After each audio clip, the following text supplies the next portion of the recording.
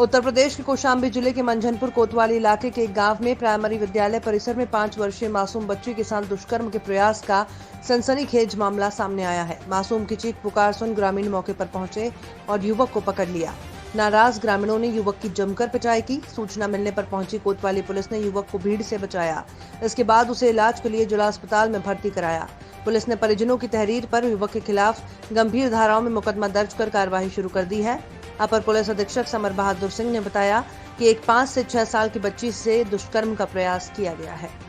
जो है तो बाहरी आदमी यहाँ जो है तो टावर का ठेकेदार था, ये वो एक बच्ची को पकड़ के ले गया, एक अश्लील हरकतें कर रहा था, पब्लिक पकड़ के उसको मार पीट दिया है। अच्छा। पुलिस ले गई है अपना।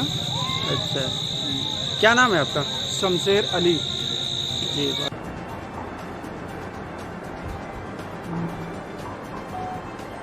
तो एक 5 साल की बच्ची के साथ दुष्कर्म का प्रयास हुआ है, आरोपी को पिटाई की हुई है, क्या पूरा मामला क्या ऐसे करेगी?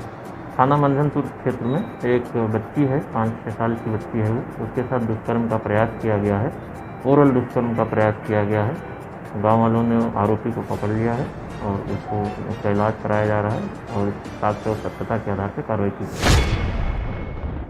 प्रकरण की गहनता से जांच के उपरांत ये ज्ञात हुआ है कि उपरोक्त भवन में निवास करने वाला मोहम्मद रजा का भाई अकरम एक लाइसेंसधारी पटाखा व्यवसायी है, जिसको बिजलीपुर थाना कोतवाली नगर में पटाखों के भंडारण के लिए गोदाम निर्धारित है। लेकिन गोदाम में कुछ विवाद के कारण इसने अपने पटाखों की चोरी छिपे अपने घर में शिफ्ट कर लिया। इन्हीं पटाखों में विस्फोट के कारण ये दुर्घटना हुई है, जिसको छिपाने के लिए गैस सिलेंडर ब्लास्ट की कहानी पुलिस के सम्मुख प्रस्तुत की गई।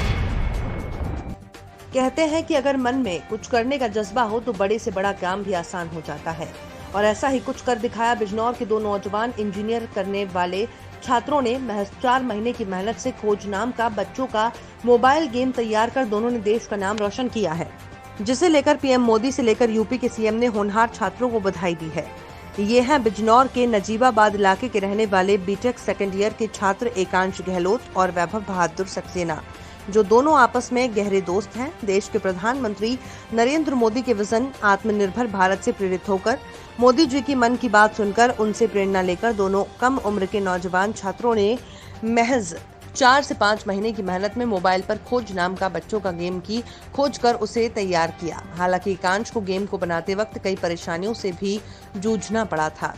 याशी गहलोत। याशिका जी, कैसा लग रहा है आपके भाई ने एक ऐसा चमत्कार किया है? मुझे बहुत ही अच्छा महसूस हो रहा है। मैं यूएस से मैंने मास्टर्स करा है, मैंने वहाँ के डेवलपर्स को देखा है कि लोग कितने पैशनेट होकर गेम्स बनाते हैं। मगर जब मैं यूएस से अपना मास्टर्स करने गई थी, मेरा भाई बहुत छोटा था, मैं उसे बताती थी कि यहाँ पर लोग ऐसे गेम डेवलपमेंट कर रहे हैं, लोग में इतना एंथुजियाज्म है काम गेम बनाने का।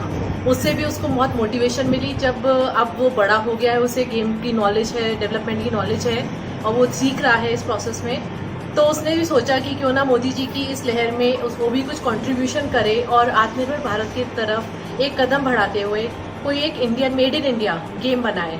फिर बात आई कि हम इस गेम का नाम क्या रखें, तो हमें लगा कि जब मोदी जी हम लोगों में इतना जोश भरते हैं तो क्यों ना इस गेम का नाम जोश रखा जाए। बोलिए। नमस्कार, मेरा नाम वैभव बहादुर है। मैं नजीबाबाद का निवासी हूँ, उत्तर प्रदेश। हमने जो गेम जोश बनाया है एक नया आविष्कार है। हम चाहते हैं जो युवा लोग हैं, भारत के युवा लोग हैं, वो इस गेम को खेलें जोश के साथ और हमारे देश का नाम रोशन करें। ये जो गेम बना है ये हमने इस देश में ही बनाया है, इंडिया में ही बनाया है, मेड इन इंडिया में बनाया है।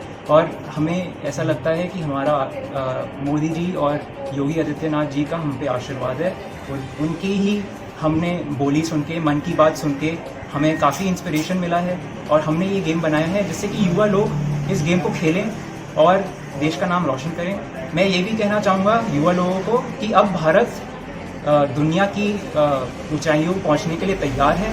हम भी अपने खुद के गेम्स बना सकते हैं और जैसे हमने ये गेम बनाया है, मैं चाहता हूँ कि अब भारत के और भी लोग नई नई चीज़ें बनाएं और भारत को एक नई दिशा में ले जाएं।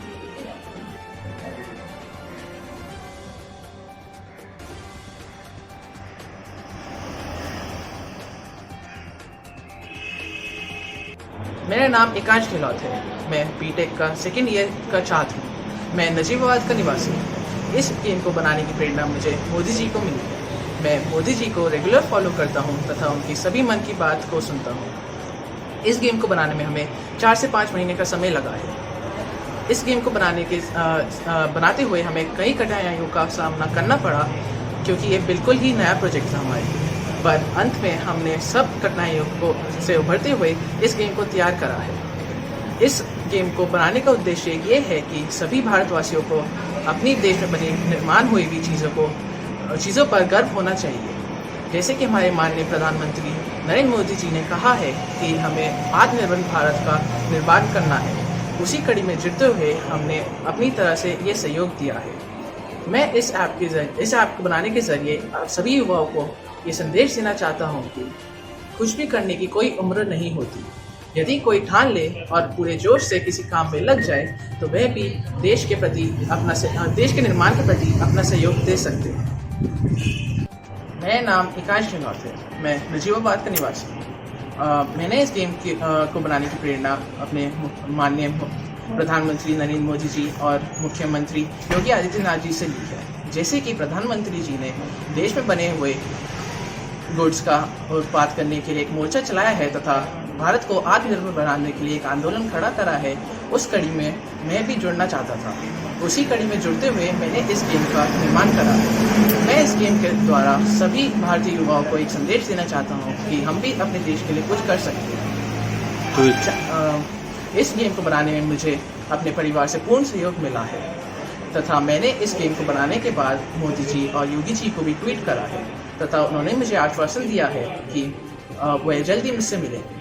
मैं उनसे मिलने का बेसब्री से इंतजार कर रहा हूँ। मैं अरुण कुमार गहलोत नजीबाबाद में भारतीय जीवन बीमा निगम में विकास अधिकारी के पद पर कार्यरत हूँ। मेरा पुत्र एकांश गहलोत और मेरे मित्र डॉक्टर अब्दुल बहादुर सक्सेना का पुत्र वैभव बहादुर सक्सेना दोनों ही बहुत टैलेंटेड हैं और मुझे बड़ा गर्व है कि लोग दोनों मोदी जी के विज़न आत्मनिर्भर भारत से प्रेरित होकर उनके मन की बात को सुनकर उससे प्रेरणा लेकर काफ़ी समय से ये लोग भारत में विकसित एक बच्चों का गेम बनाने की तैयारी कर रहे थे।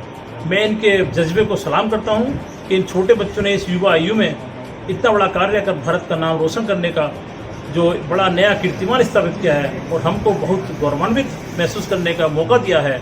मैं भारत के सभी युवाओं से ये विनती करता हूं कि ऐसे ही संस्कारवान बच्चों की से प्रेरणा लेकर अपने भारत देश के लिए मोदी से प्रेरणा लेकर योगी जी से प्रेरणा लेकर भारत को नई ऊंचाई पर ले जाएं और भारत का पूरे जग में पूरे संसार में नाम रोशन करने में अपने स्तर पर अपनी भूमिका निभाएं और मोदी जी के विजन आत्मनिर्भर Bharat made in India made for world को साकार करने में अपनी अहम भूमिका निभाएं। मैं आज अपने को बहुत गौरवान्वित महसूस करता हूं कि मेरे पुत्र ने इतना बड़ा कार्य कर भारत में सबसे पहले वीडियो गेम बनाया है। आज से पहले ऐसा मोबाइल गेम इंडिया का नहीं था, बाकी देश बनाते थे। इन बच्चों ने बाकी देशों से प्रेरणा लेकर कि हम क्यों नहीं कर सकते, मोदी से प्रेरणा लेकर ये गेम विकसित किया है। मैं और मेरी पत्नी निशा गहलोत जो प्रधानाध्यापिका हैं बेसिक शिक्षा परिषद में, हम दोनों अपने को बहुत गौरवान्वित महसूस करते हैं और ये भगवान से प्रार्थना करते हैं कि इन बच्चों को नई ऊंचाई दे और भारत का नाम रोशन करने में अहम भूमिका निभाने का मौका लगातार देते रहें। पहाड़ों और मैदानी इलाकों में बेतहाशा हो रही बारिश की वजह से गंगा उफान पर है। ऐसे में गंगा किनारे बसे सैकड़ों ग्रामीणों के सामने गंगा कटान का खतरा मंडरा रहा है, लेकिन उसके बावजूद सिंचाई विभाग का एक भी अधिकारी इनकी सुध लेने नहीं पहुंचा, जबकि स्थानीय पुलिस जरूर इनकी निगरानी कर रही है। ये तस्वीर है बिजनौर के गौसपुर इलाके में मौजूद गंगा की, जहां पर पहाड़ों और मैदानी इलाकों में हो रही बारिश की वजह से गंगा उफान पर होने की वजह से कटान कर रही है, जिसकी वजह से किसानों की खड़ी फसल गंगा में समा गई। नल की बोरिंग भी गंगा में समा गई। गंगा लगातार अपना कटान करते हुए गंगा किनारे बसे घरों की तरफ कटान कर रही है। इतना सब होने के बावजूद सिंचाई विभाग के एक भी अफसर ने ग्रामीणों की सुध नहीं ली। मेरा नाम प्रेम सिंह है जी। प्रेम सिंह, ये गंगा जब रौद्र रूप लेती है जी तो आप किसको पुकारते हैं, कौन कौन आता है यहाँ? देखो जी, सबसे पहली बात तो हम पुलिस को पुकारते हैं। पुलिस की सुरक्षा एकदम तैनात हो जाती है यहाँ, और कोई सिंचाई विभाग के कोई अधिकारी आकर नहीं फिरते हैं यहाँ। हालत खराब है, गंगा कटान में पूरी जमीन चली गई गांव की, कोई सुनवाई नहीं हो रही गांव की, परेशान है लोग और मकान उखाड़ने शुरू कर देंगे और अगले साल ये पोजीशन हो रही। ना तो इस गांव का कोई कृषि कार्ड माफ हो रही है, ना कोई उनकी जमीन चली है तो कृषि कार्ड कहाँ से जमा करेंगे, और ट्वेल गिर के 5-6 ज़्यादा दिक्कत आ रही है जी। कोई सुनवाई नहीं करी प्रशासन। सर मेरा नाम मामराजा, मैं इसी गांव का निवासी हूँ। यहाँ बाढ़ का खतरा काफ़ी बना रहता है। यहाँ इस समय नहीं है, परंतु अब भी पुलिस हमारी चौकसी बहुत कर रही है। तब भी हम पुकारते हैं तो पुलिस तो आ जाती है। अभी पीछे मुख्यमंत्री योगी आदित्यनाथ जी आ रहे थे, कोई विभाग ऐसा नहीं था जिस विभाग का अधिकारी यहाँ न आकर इस कटान को ना देखा हो, परंतु किसी अधिकारी ने हमारी सुनवाई नहीं करी। प्रशासन बिल्कुल सुन हुआ बैठा है। हाँ, हमारे गांववासी भूमिहीन हो गए हैं, रोटी रोजी से परेशान हैं। उन लोगों पर बैंक के कर्जे कहाँ से दें, अपने बच्चों को कहाँ से पढ़ाई कराएं वे। बाकी प्रशासन बिल्कुल सुनना, कोई नहीं सुनता। आज 8 साल हो गए कटान करते हुए।